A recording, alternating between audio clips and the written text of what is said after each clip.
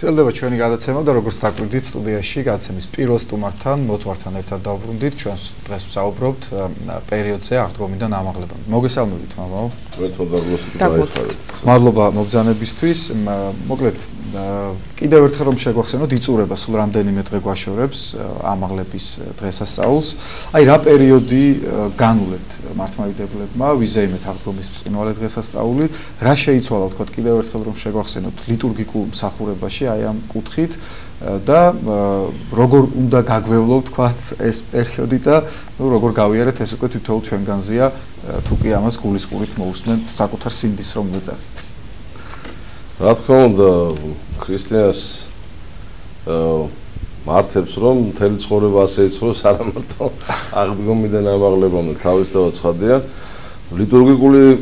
კუთხით რა თქმა უნდა ეს არის ყველაზე საზეიმო სადღესასწაულო ჟამი როდესაც სპეციალური ესე იგი სატიკნი იკითხება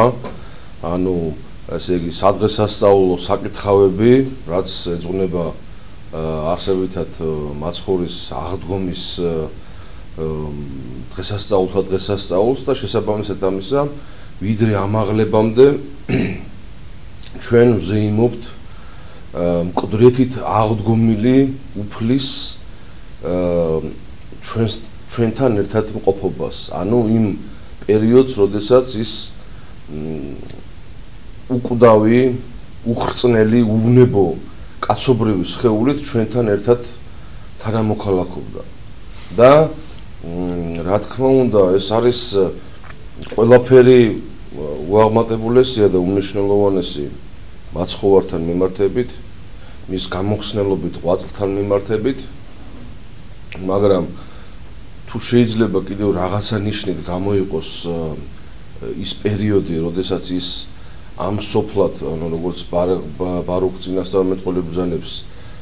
კაცთა შორის იქცეოდა აი ეს ჟამი იმ ჟამში მაინც რაღაცა განსაკუთრებულია ეს 40 დღეული ის 40 დღე როდესაც უფალი უკვე თავდაპირველი იმავე მდგომარეობის სხეულით ეჩვენებოდა ადამიანებს როგორიც ადამიანებს თავად ადამიანებს გააჩნდათ სამოთხეში და რაც მათ დაჰკარგეს და რაც მათ კვლავ უნდა მოიპოვონ კოთით აღდგომის შემდგომ მეორედ მოსვლის წინ უფლის დიდებით მეორედ მოსვლის წინ ამიტომ ეს ჟამი თავისთავად უაღმატებულესია რა თქმა უნდა აი ეს თხრობანი რაც წმინდა წერილშია აი ამ ჟამთან დაკავშირებით თავისთავად უმნიშვნელოვანესია თავისთავად მრავლის მთქმელია და მრავლის მეტყველია თუმცა რა თქმა უნდა არამც თუ ყოველივე არამედ უმრავლესი მათგანიც არ არის ჩაწერილი ჩვენ ეს კარგად უწყვეთ თვითონ წმინდა წერილიდან როგორც მაგალითად წმინდა იოანე ღვთისმეტყველი პირდაპირ ბრძანებს ხო რომ წიგნები რომ დაწერილი იყო ყველაფერიო მის შესახებო რაც ქნა იესონო ვერ დაიტევდა მთელი ქვეყნიერებაო ამიტომ არსებითად აი ეს 40 დღე გახლავთ საფუძველი იმ წმინდა გარდამოცემისა იგივე სამოციქულო გარდამოცემისა რომელსაც ჩვენ წმინდა წერილთან ერთად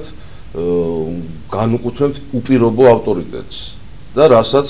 ეყრდნობა მთელი ეკლესია. ანუ ეს ის გარდამოცემა, რაც არსებითად სწორედ აი ამ პერიოდშია უფლისაგან მიცემული მოციქულების მიმართ. რასაც წმინდა ლუკა მახარებელი საქმე მოციქულთას დასაწყისში გააცხადებს, რომ კოდით აღდგომის შემდგომ უფალი 40 დღის მანძილზე ეცხადებოდა მოწაფეებს და ასწავლიდა მათ სასუფევლისათვის ღვთისაო. ესე იგი, ცათა სასუფევლის, ანუ საიდუმლო სწავლებას გადასცემდა, დაფარულ სწავლებას გადასცემდა მოციქულებს, რაც შემდგომ მათ უნდა მთელ სოფლიოში განეფინათ, მთელი სამყაროსთვის უნდა ეცნობებინათ, მაგრამ დაფარულობა რაში მდგომარეობს? არა იმაში, რომ თქვათ რაღაცა საიდუმლო სწავლება, როგორც ეს არის ეგრეთ წოდებულ ეზოტერულ მიმდინარეობებშია, ხო, რომ აი თითქოს რაღაცა განსაკუთრებული საიდუმლოებითი რამ უწყება გარკვეული ადამიანებისთვის მხოლოდ გარკვეული ადამიანებისთვის და არა ეს არის რა თქმა უნდა უწყება არა იმგვარი რომ თქვათ რაღაც გამოირჩიო ადამიანები ბუნების და მიხედვით არამედ ეს არის ის საიდუმლოებითი უწყება რაც უკავშირდება ეკლესიას ეკლესიის მოწყობას და საეკლესიო საიდუმლოებებს რაც თავისთავად რა თქმა უნდა სიმრავლისაგან დაცულია და განსაკუთრებით იმ დავდაპირებულ საუკუნეებში როდესაც რა თქმა უნდა ამის გაუკუღმართების მიტაცების დაცინვისა და შეურაცხყოფის დიდი ალბათობა იყო. ამიტომაც არის რომ ეს საიდუმლოებები, რაც საეკლესიო საიდუმლოებებია, ყველასთვის არ არის ის გაცხადებული და ყველასთვის ის არ არის,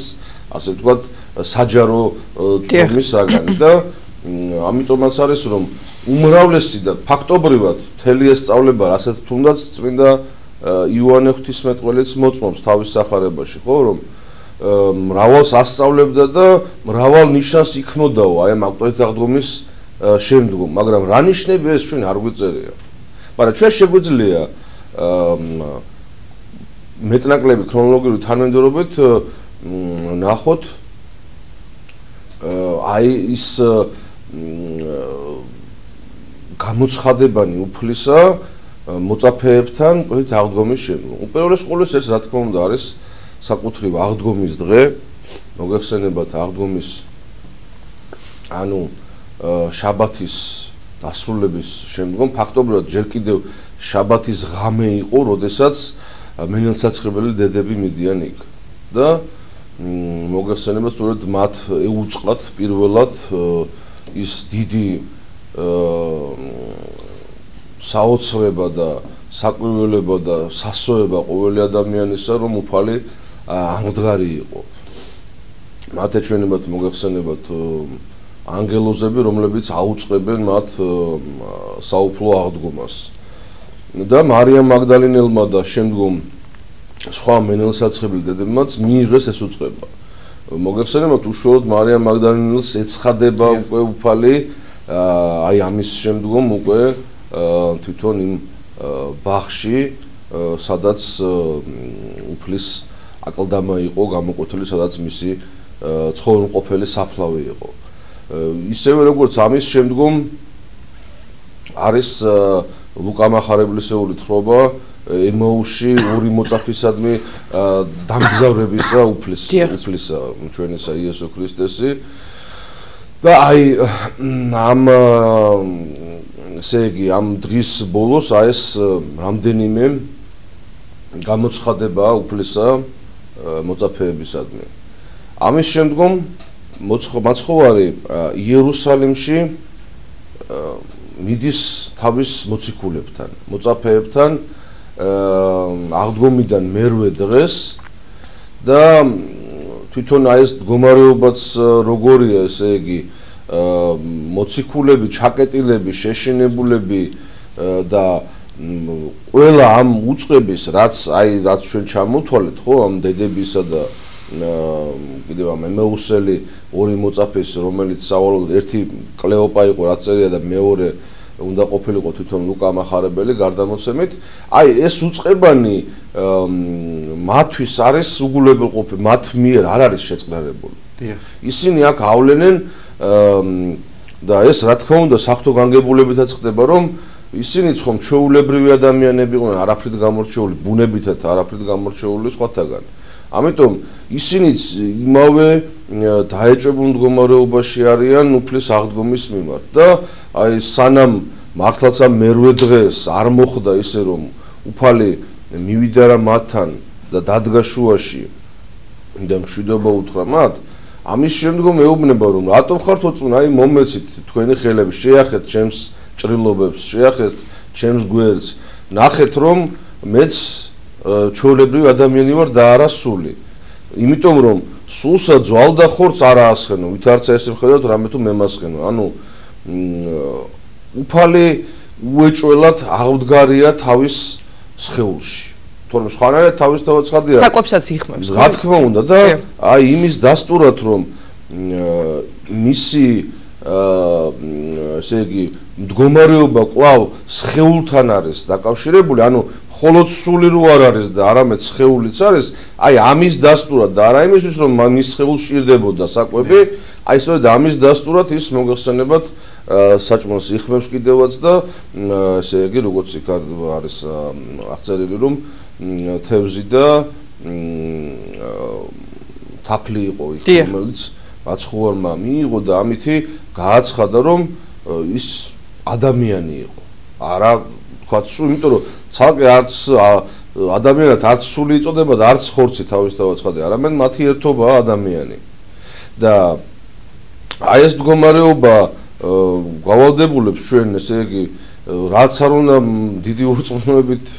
მიუდგე ამ საკითხს ადამიანს ისეთი დეტალიზება აქვს ისეთი დაეჭვებანია გამოცხადებული რომ შეუძლებელია ამის რაღაცა მოგონება და როგორც აბრალებდნენ ხოლმე რომ ესო მათი ფანტაზიის ნაყოფი იყო რომ ძალიან უნდათ ეხილოთ უფალიო და ამ გასაგებია ყოველს შეიძლება უნდოდა მაგრამ რომა ირწმუნეს მათ ეს რეალურად აი ეს ეჭვები აქ ამიტომ არის ყველაფერი ეს დაწლობილად მოთხრობილი מחარებელთაგან რომ ჩვენც ვიყავით რა თქვა და ვიქნები თუ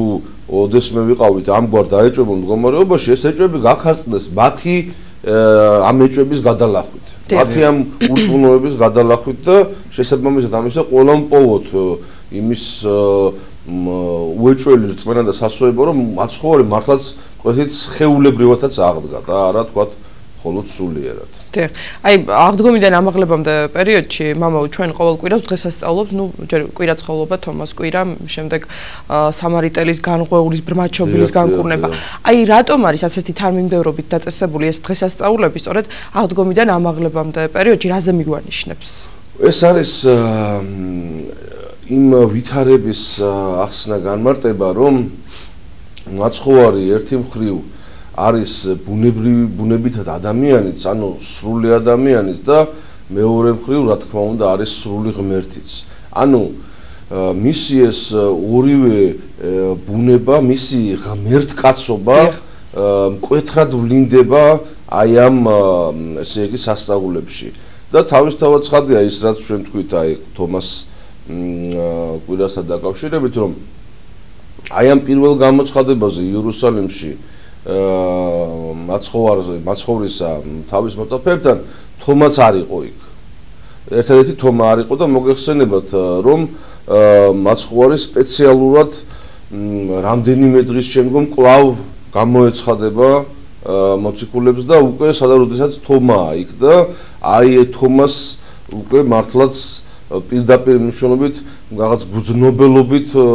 ახმელობას რომ ითხოვს ადამიანი, აი ეს არის იქაც დაფიქსირებული რომ თვითონ თომას ურწმუნოებაც, ერთგვარი ურწმუნოებაც, მაგრამ სინამდვილეში ადამიანური დაეჭვება, ხო? ძალიან რთულია, როდესაც შენ ხარ ის პირველ მსმენელი, აი ჩვენ რომ წარმოვიდგინოთ, ჩვენ რომ ჩავიყენოთ ჩვენი თავი იმ პირველ მსმენელებში და რომ ეთქვათ ჩვენთვის რომ აი ადამიანი რომელიც უეჭველად ვიცით რომ მოკვდა აი ის ყველი დაგვდგარი ნახეს. რა თქმა უნდა, ჩვენც არ არსებობს, ყველას შეგვიპყრობდა ეჭვის, ასე ვთქვათ, რაღაცა გარკვეული მდგომარეობა გვექნებოდა უეჭველი. ამიტომაც არის რომ აი ყველა ეს ვითარება, იგივე სნეულთა განკურნება, მის განკურნება, სამარიტელის ესე იგი იგავიც, ყველაფერი ეს დამადასტურებელია იმისა რომ უფალი არის ღმერთკაცი. უფალი არის სრული ღმერთი და სრული ადამიანიც. კაც როცა ვამბობთ ხოლმე ჩვენ შეიძლება ამის დაკონკრეტება გახდეს საჭირო, იმიტომ რომ კაცი ძველ ქართულში ნიშნავდა ადამიანს. ესე იგი თვითონ მამაკაცი ნიშნავდა, ესე მამაკაცი იყო, ხალი დედაკაცი იყო. მაგრამ კაცი აღნიშნული იყო მთელი ადამიანისა განუცხოებლად თქვა ესა და ანუ ადამიანი რომ ის ნამდვილად სრული ადამიანი იყო და ჩვეულებრივი ადამიანური ბუნებით იყო მოსილი აი ეს ასე ვთქვათ წინა პლანზე გადმოდის და შესაბამისად ამისა ისიც ცხადდება ჩვენ წინაშე რომ ეს ადამიანობა ცალკე ლიტონი რაღაცა თავისი ცხოვრებით კი არ ცხოვრობს, არამედ მას აქვს ყოფობა ღმერთ კაცში, ანუ მის საღვთო ჰიპოსტასში, მის ღმრთებასთან ერთად. და აი ამ კუთხით არის საინტერესო. ისევე როგორც ჩვენ თუ დავგვჩვათ სულ რამდენი ამასთან დაკავშირებით მინდა თქვა საეკლესიო ისტორიასაც და მის საეკლესიო ლიტერატურის ისტორიასაც გადავხედოთ. აი ეს ის 40 დღიანი პერიოდი, როდესაც კვლავ გავიმეორებთ, რომ საღვთო სასოფევლისათვის ასწავლიდა უფალი თავის მოწაფეებს, არის ძალიან მნიშვნელოვანი პერიოდი. რა გაგებით, რომ მასში, როგორც თქვით, არის მრავალი უწყება ღვთისაგან მიცემული თავისი მოციქულებისადმი, რომლებიც უნდა გასულიყვნენ სოფლად, მოწაფებინათ მისივე სიტყვებით მთელი სამყარო, ყოველი წარმართი, უნდა დაეფუძნებინათ ეკლესიები, უნდა შეექმნათ ესე იგი საღვთო საკრებულოები, ანუ მთელი ეს ურთულესი, უმძიმესი და წარმოუდგენლად აღმატებული ღვაწლის გასაწევად უფალი შეჰბერავს მათ სულიწმინდას, მისცემს მათ სულიწმინდას, გააძლიერებს, შეამყარებს, მაგრამ მეუბნება რომ არ გაშორდეთ იერუსალიმს, ვიდრე არ მოვა სხვა ნუგეშენის მცემელი. იმიტომ რომ მე თუ არ წავედი, ის არ მოვაო და ის როცა მოვა, შემდგომ მისი მადმოსილებით თქვენ ყოველივე იმას შეიმეცნეთ, რაც მე აქამდე გითხარით. ესე იგი, ადამიანის მდგომარეობა სულთმოფენობამდე არის ჯერ კიდევ გარდამავალ პერიოდში. თუნდაც ყველაზე აღმატებული აი მოწაფეების მდგომარეობაც ყველაზე კაცობრიობაში გამორჩეული ადამიანებისა, ისინიც გარდამავალ პერიოდში არიან და ისინიც ჯერ კიდევ მზადების პროცესში არიან, რომ მთელი ის დიდი სწავლება, მაცხონებელი სწავლება, რაც მაცხოვარმა მათ უბოძა და შემდგომ უბრძანა მათი ქადაგება და დანერგვა კაცობრიობაში, აი ამ ყველაფრისათვის მოსამზადებელ პერიოდში არიან და ვიდრე მიიღებენ ისინი სულიწმინდას, რა თქმა უნდა, ისინი ჯერ კიდევ სრულად ვერ აცნობიერებენ აი ამ მდგომარეობას. სხვათაშორის ამის დასტურია ისიც, რომ ამ ხელა სასწაულების შემდგომ უშუალოდ ამაღლების წინაც კი ეკითხებიან მოწაფეები, ესე იგი, როდის მოაგებ უფალო სასოფეველსა შენსა ისრაელს. ესე იგი, ჯერ კიდევ ამ მატერიალურ რაღაცა იმ იუდეურ გაგებას ვერ გასცდნენ ისინი, მათი გონება მაინც შებოჭილია და თავისთავად ცხადია, ესეც დასტურია იმისა, თუ რაოდენ ძლავრობდა საერთოდ ეს ცოდვა და დაცემული მდგომარეობა ადამიანზე, აი ამ აღმატებულ ადამიანთა მაგალითად შეგვიძლია ვნახოთ, მაგრამ მე ახლა რაზე მინდა გავამახვილო თქვენი ყურადღება, რომ ეს იმდენად მნიშვნელოვანი პერიოდი იყო და იმდენად საიდუმლოებით მოცული, როცა აი ძალიან რთულია ამის წარმოდგენა, მაგრამ ეს ხომ რეალობა იყო, რომ აი ამ უხრწნელი, უკვდავი და უნებო სხეულით დადიოდა უფალი 40 დღე მოწაფეებთან და მოგახსენებათ შემდგომ გალილეაში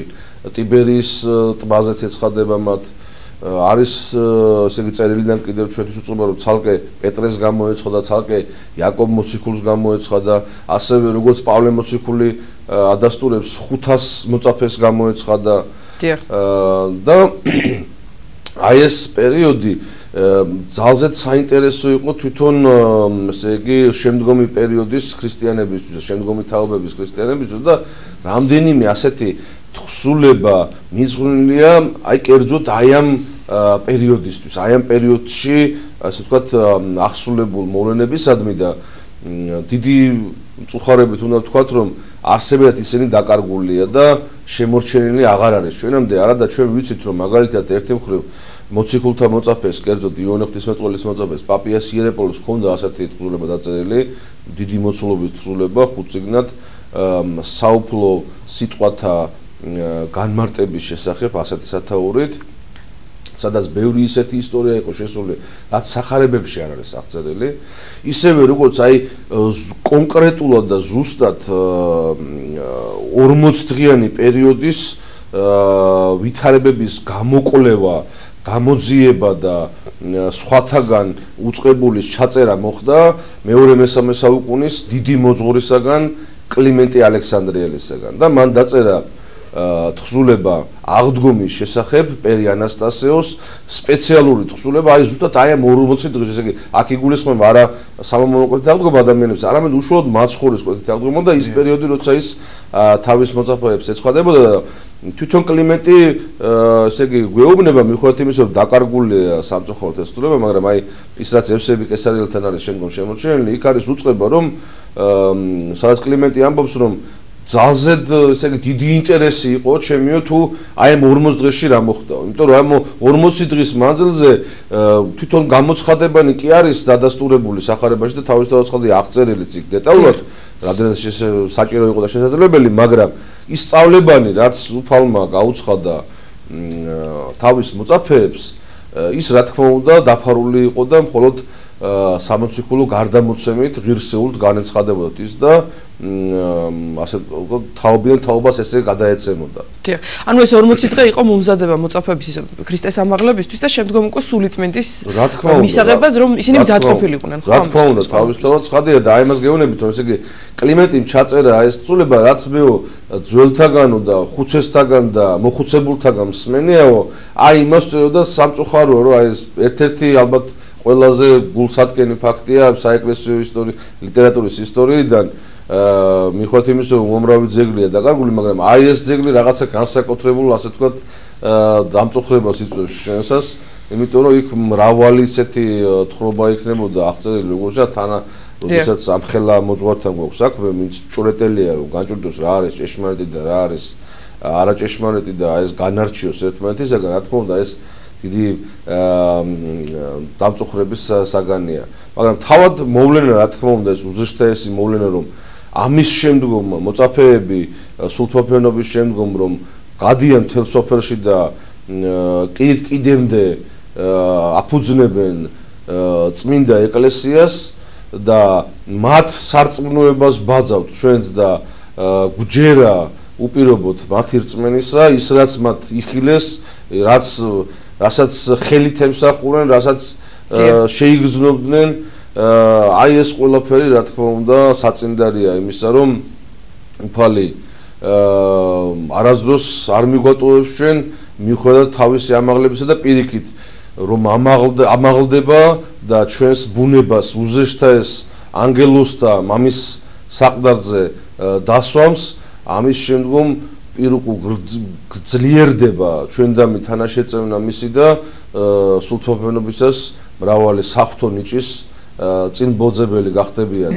მოციქულები, რომლებიც შემდგომ ამისა მთელს სამყაროში როგორც ითქვა დააფუძნებენ ერთ წმინდა კათოლიკე სამოციქულო ეკლესიას. დიდი მადლობა აი ამ პერიოდის, უმნიშვნელოვანესი პერიოდის საინტერესო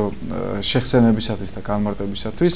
მაყურებელს კი უთხრათ, რომ აღდგომიდან ამაღლებამდე პერიოდზე სტუდიაში საუბრობდა წმინდა დავით აღმაშენებლის სახელობის ტაძრის მდომსახური იოანე გელუკაშვილი. იოსებ უკაცრავად.